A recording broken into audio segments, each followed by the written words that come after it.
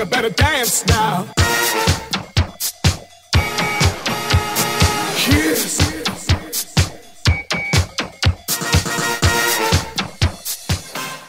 There's a reverse there, which is to say that browsers should be more game-like.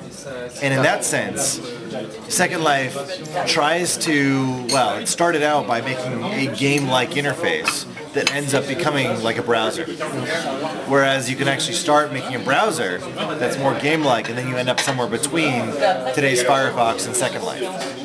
I think that the 3D thing might not be as efficient for some things, but it's good for exploring. So for example, World of Warcraft could be considered a type of browser.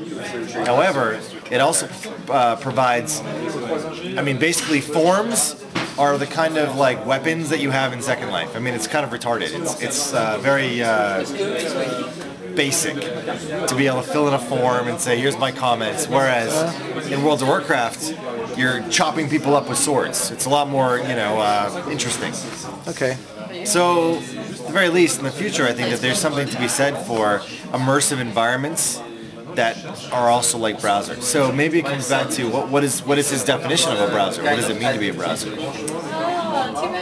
It means that the way to search, to surf, to find things, to ask, to discover, to ask friends some things. And,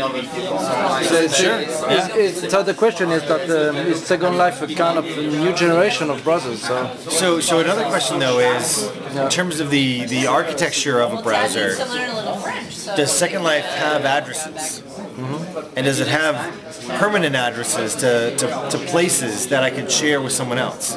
Because a browser might also suggest shareable locations.